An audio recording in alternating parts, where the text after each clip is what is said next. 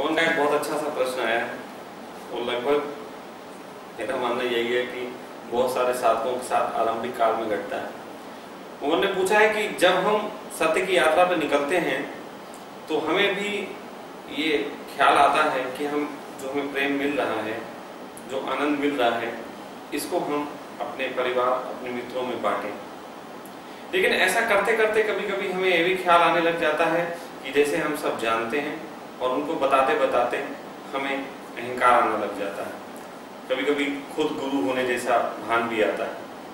तो इन सब चीज़ों के क्या कारण है, कैसे इनसे बचा जाए, या इसमें किस ढंग से हमें समझ को बढ़ाने की जरूरत है, ये प्रश्न बनता है।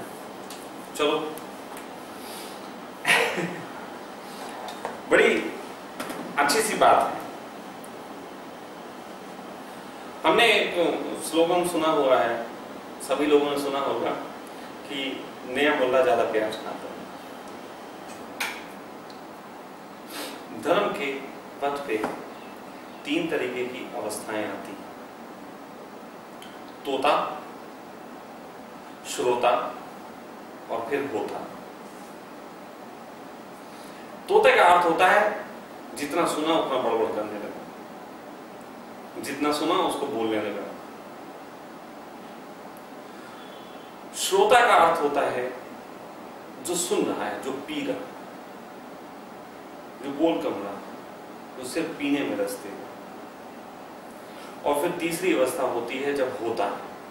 होते का अर्थ नहीं होता है मौन, होते का अर्थ नहीं होता है बोलना। होते का अर्थ ये होता है जब वो बोल रहा होता है तब भी मौन होता है, जब भी मौन होता है तब भी वो मौन होता है। वो अवस्था के साथ, वो पूर्ण अवस्था की बात है होता। तो जब भी आप इस धर्म की यात्रा पर बढ़ते हैं तो शुरुआत में आपको ऐसी ऐसी नॉलेजें आनी शुरू होती हैं जो कि बड़ी अच्छी होती हैं, यूनिक होती हैं। तो जो बताने की चाह आती है कि हम अपने मित्रों को बता दें, अपने उसको, वो एक तरीके से तो शुभ है, दूसरे तरीके से अशुभ है।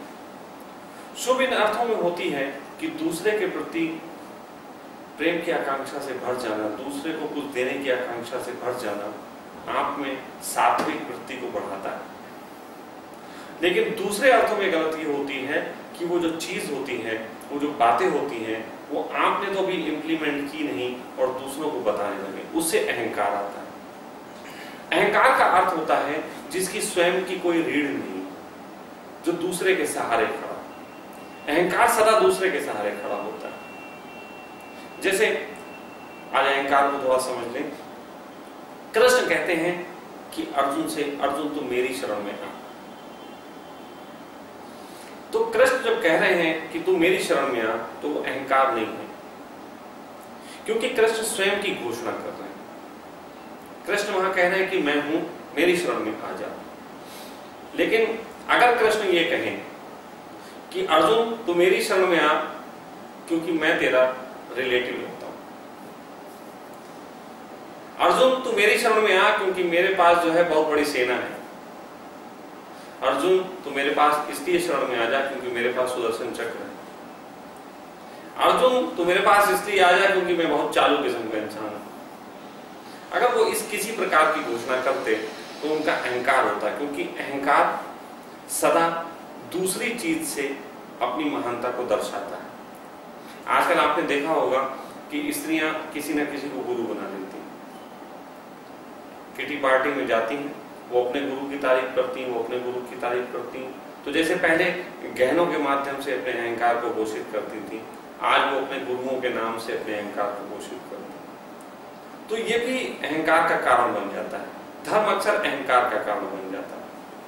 तो इंसान जो बातें सुनता है, अभी वो उसे खुद भी इंप्लीमेंट नहीं करता और दूसरों को बताने की आकांक्षा, ये एक तरीके का शीर्षासन करता हुआ अहंकार। लेकिन सात्विक हो सकता है कि यदि तुम प्रेम के साथ उन लोगों को वो देना चाहो जो कि तुम जान रहे हो, जो कि तुम जी रहे हो, तुम्हें लग रहा है कि हाँ यही सर्वोत्तम है और मैंने जीवन की सबसे प्यारी चीज जब जाननी शुरू की, तो अपने निकट के लोगों को देने का भाव उठता है। ये बिल्कुल सहज घटना है।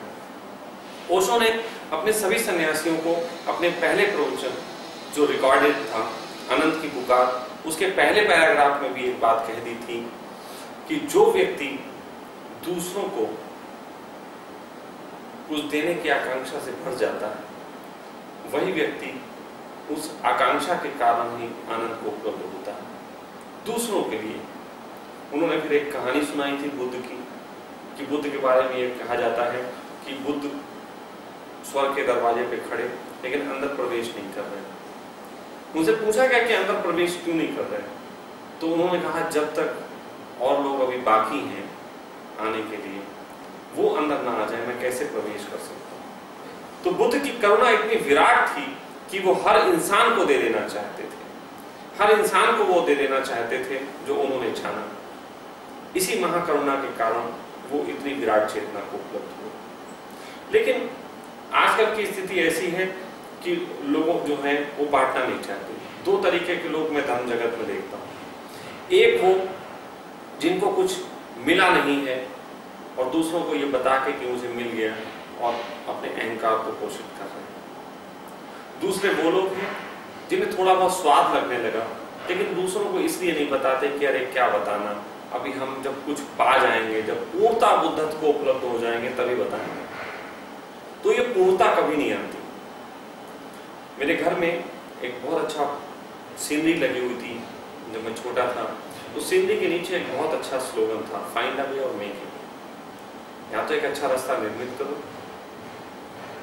या एक अच्छा रास्ता चुनो।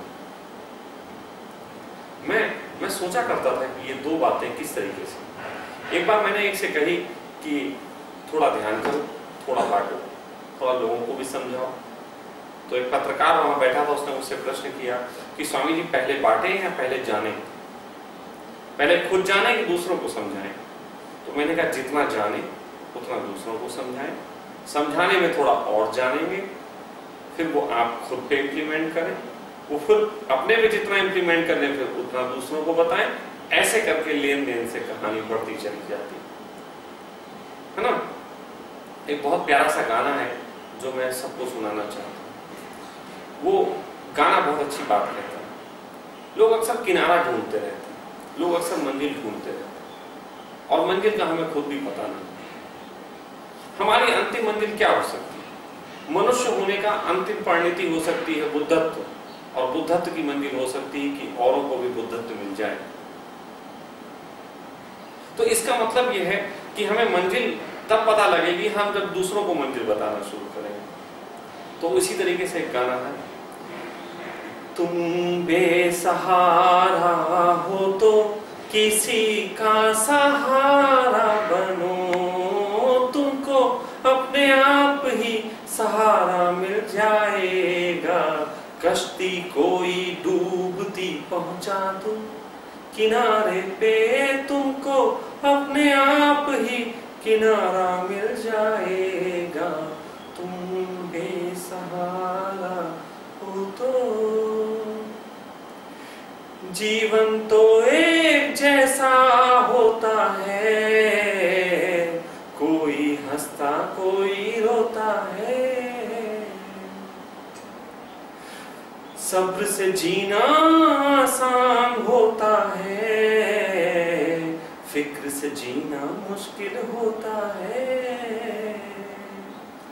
थोड़े फूल है कांटे हैं जो तकदीर ने बांटे हैं, इनमें से तुमको हिस्सा तुम्हारा मिल जाएगा। तुम बेसहारा हो तो किसी का सहारा बनो, तुमको अपने आप ही सहारा मिल जाएगा। कश्ती कोई डूबती पहुंचा दो किनारे पे, तुमको अपने आप ही किनारा मिल जाएगा। तुम बेसहारा हो तो। धर्म में सबसे कीमती जो बात कही गई वो है सत्संग। तुमने जो बात कही है वो सत्संग का ढंग है। सत्संग का अर्थ होता है सत्य का साथ। वो कहते हैं कि अगर तुमने सत्य जान लिया तो सत्य को जीना सत्संग है, लेकिन अगर तुमने सत्य नहीं जाना तो किसी ऐसे व्यक्ति का साथ कर लो जिसने सत्य जाना। उस व्यक्ति के कार्य में सहयोगी बन जाना भी सत्संग है। किसी गुरु के निकट बैठना भी सत्संग है, क्योंकि अगर तुम किसी सत्य को जाने हुए व्यक्ति के निकट बैठोगे तो उसके जीवन की जो जीने का ढंग है उसकी परछाइयां तुम्हारे ऊपर पड़ेंगी, और वो परछाइयां जो हैं तुम्हें सत्य का स्वाद देंगी। वो सत्य का स्वाद ही तुम्हें वहां तक पहुंचाएगा जिसकी बात कही जाती है। तो दूसरे को कुछ दे देने की आकांक्षा सत्संग हो सकती है, इन अर्थों में कि अगर तुमने जो जाना है, अगर तुमने जो चखा है, उसे तुम देते हो। सत्संग बहुत बढ़िया ढंग है, लेकिन सत्संग तुम्हें ले भी डूब सकता है अगर तुम अनुभव के बगैर बोलते हो। मैं कहता हूं इतनी सी बात बोलो, अगर तुम्हें कुछ यहां आए, तुम्हें अच्छा लगे, तो कई बार दो तरीके के लोग होते हैं। वो कहते हैं हमें अच्छा लग गया स्वामी जी, हमें क्या जरूरत है किसी को कुछ बताने की। नहीं, फिर तुम भटक गए। मेरा मानना यह है कि तुम अगर यहाँ आए, तुम्हें थोड़ा अच्छा लगा, तो तुम लोगों को बताओ कि मैं गया, मुझे अच्छा लगा। अगर कुछ बातें ऐसी भी लग गई जो पीड़ा दे गई, मेरा मानना यह है कि सत्संग तभी प्यारा है जब तुम पीड़ा को छुपा जाओ, अपने आनंद को व्यक्त करो, तब तुम सात्विक होते हो। और अगर तुम थोड़े बहुत यहाँ आए और तुम्हें रोटी जली हुई मिल गई और तुम्हें थोड़ा सा कहीं किसी वक्त देर से चाय मिली और तुम्हें पीड़ा हो गई और तुमने इसी चीज को गाना शुरू कर दिया, तो तुम सात्विक नहीं पार्श्विक वृत्ति को उपलब्ध हो। तो सात्विक व्यक्ति अपने आनंद को बांटता है, विषाद को नहीं बांटता। वो विषाद को खुद पी जाता है। मैंने अपने पूरे जीवन के ढंग से देखा है, और जितने भी लोग मुझे जानते हैं सब जानते हैं, मैंने हमेशा ये किया है, अपने आनंद को बांटा है। विषाद तो मैं अकेले ही लेता हूं, विषाद मैंने अपने किसी को नहीं दिया। मैंने अगर कहीं किसी के साथ पार्टनरशिप भी की, तो यदि कभी नष्ट हुई, कभी खत्म हुई, तो मैंने कहा घाटा मेरे जिम्मे डाल दो, फायदा तुम ले जाओ। मैंने घर त्यागा, तो मैंने अपनी पत्नी को बोला कि ये सब तुम रख लो, मैं अकेला मुझे छोड़ो। जगत के जो आनंद थे वो तुम्हें ले लो, मैं अपना अकेला लेता हूं। मैंने अपने बुरे समय में लोगों को अपने निकट नहीं रहने दिया, लेकिन अच्छा समय में हमने सदा लोगों को बुला बुला के अपना आनंद बांटा। यही मेरे जीवन का सत्संग बना। तो होता सिर्फ इतना सा है कि अगर तुम्हें थोड़ा सा आनंद मिलता है, इसको तुम्हें बांटने की कला आनी चाहिए, इससे वो फैलता है। जो तुम बीज बोगे वही तो पाओगे। तो अगर तुम्हें आनंद मिलता है तो तुम आनंद बांटो, और आनंद बांटोगे तो धीरे धीरे वो बढ़ के तुम्हारे चारों तरफ आनंद खड़ा कर देगा। मैं 24 घंटे फेसबुक पे जब भी मौका मिलता है कुछ डालता है। लोगों को लगता होगा जैसे फेसबुक का कुछ चस्का है, चस्का नहीं, कुछ ऐसी बात डाल देता हूँ जिससे थोड़े से बीज खिले। मैं वहां पे भी कोशिश में रहता हूँ। हर जगह मेरी ये कोशिश होती है कि प्लेजर को बांटा जाना चाहिए, लेकिन जितना मैंने जाना उतना मैं बोलूँ। अगर मेरे अनुभव में जोरबा रबुद्दा होना रुकावट आती है, और जो मेरे अनुभव में है, तो चाहे मैं ओशो से कितना भी प्रेम करता हूं, मैं किसी को भी ये नहीं कहूंगा कि तुम जोरबा रबुद्दा हो जाओ। जो मैं स्वयं ही नहीं हो सका, मैं तुमसे कैसे कहूं? मैं ये तो कह सकता हूं कि घर में रह के, मकान में रह के पाया जा सकता है। मैंने भी मकान में ही रह के पाया, लेकिन मैं ये भी जानता हूं कि उसके बाद वो तुम्हें रहने नहीं देंगे। इसीलिए जब कोई बात वो मुझसे कहलवाना चाहता है कि ओशो ने ऐसा कही थी और तुम भी ऐसा कहो, मैं नहीं कह पाता, मैं कभी नहीं कह पाता। मैं वही कहता हूं जो मेरे अनुभव से गुजरा। जो मेरे अनुभव में नहीं गुजरा, मैं इसे क्यों कहूं? क्या रस है मुझे? वरना तुमने सोचो कि मैं सन्यासी हो सको, मैं भी बहुत सी ऐसी बातें बोलने लग जाऊं, तमाशा जल्दी खड़ा होगा। लेकिन ये करना मेरा काम नहीं। मेरा काम सदा से ये रहा कि जितना मैंने जाना उतना लोगों को बताया। उसमें अगर मुझे कोई पीड़ा आई, वो भी सहजता से मित्रवत पूछी तो किसी ने बताई, अन्यथा मैंने उसको बताने की कोशिश नहीं की। आनंद जो मिला उसको जरूर मैंने बताया, खूब बताया। मैं ये अक्सर लिख के डालता रहता हूँ कि आज मैं वहां गया, आज मैंने पेस्ट्री खाई, आज मैंने ये किया, आज मजे लिए, लेकिन ये नहीं बताता कि आज मेरे घुटने में दर्द है, आज मेरे कमर में दर्द हो रहा है, आज मेरे फीवर हो गया, आई एम फीलिंग बैड। जबकि तुम देखते हो कि बहुत से लोग मैं आज बहुत डिप्रेस फील कर रहा हूँ, आज मैं ये फील कर रहा हूँ, ये लिखते रहते हैं। मैं ऐसा नहीं लिखता। कभी भी मुझसे कोई पूछता है कि Swami ji how are you, मैं कहता हूँ मस्त। मेरा एक ही डायलॉग है, मस्त। तो मुझसे पूछते हैं यार कभी तो दुख होता होगा। हमने कहा होता हो, तुम्हें क्या पता, अभी जो हो रहा है वो हो रहा है, तुम मजे लो। सपना में मेरे साथ रहती है। एक बार ऐसा हुआ था, इनके पिताजी ने धोखे से ले गए थे, किडनैप कर लिया था एक तरीके से कि माँ बीमार है, ले गए। ये 2 महीने तक मुझे मिली नहीं।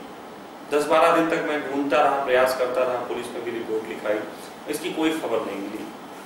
मैं उस समय एक छोटे से कमरे में रहा करता था। तो मैं घर लौट के आया तो वहां कुछ जो भी पैसे थे मैंने उसका काजू बादाम किशमिश खूब सारा खरीद के ड्राई फ्रूट्स रख लिया। अब लोग आते थे मेरे पास, आते थे स्वामी जी बड़ा दुख हुआ सुन के, सपना में चली गई। तो मैंने कहा तुम्हें काहे का दुख हुआ, तुम काजू पाओ। दुख हुआ मुझे हुआ और मैं तुम्हें बता ही नहीं रहा, तुम काहे दुखी हो रहे हो। तो ये झूठी झूठी चीजें ना मुझे अच्छी लगी, ना मैंने कभी इसको मानता दी। तो तुम भी अगर तुम्हारे अंदर से भाव उठता है कि घर वालों को बताया जाए, अपने पे निगाह करना कि जितना तुमने जाना है उतना बता रहे हो कि उससे अधिक तुम्हें स्वयं पता लग जाएगा। और तुम्हारा खुद का आनंद ही तुम्हें बताएगा कि तुम्हें बढ़ना कितना है। इसमें कई बार ऐसा भी होता है, लोग कहें कोई ऐसा सूत्र बता दो जिससे विषाद ना फैले। तो सूत्र एक ही है, आनंद को पाओगे, आनंद बांटोगे, आनंद बढ़ेगा। जो चीज तुम फैलाओगे वही चीज बढ़ के आ जाएगी। अगर तुम झूठे झूठे अनुभवों को फैलाओगे, एक दिन झूठे झूठे जूते आएंगे। अक्सर कुछ लोग गुरु ऐसी बातें करते हैं जैसे वो होते भी नहीं। तो कई बार लोग उस प्रभाव में आके इकट्ठे तो हो जाते हैं, लेकिन फिर वही लोग जूते मारते हैं, वही लोग जूता लगाते हैं। वो शिष्य ही बता देता है गुरु को कि असलियत कहानी कहाँ। तो ऐसे आयोजनों को अगर तुम नहीं चाहते तो जरूरत नहीं है तुम्हें ऐसी बातें कहने। तुम सीधी सच्ची बात हो, सीधी सच्ची जितनी कहोगे उतनी दूसरे को समझ में आएगी, उतने से लोग प्रभावित होंगे, तुम्हारी मैत्री भी अच्छी रहेगी, तुम्हारा परिवार भी अच्छा रहेगा और तुम्हारा पूरा जगत अच्छा रहेगा। इतना ही सच मेरा संदेश। खुश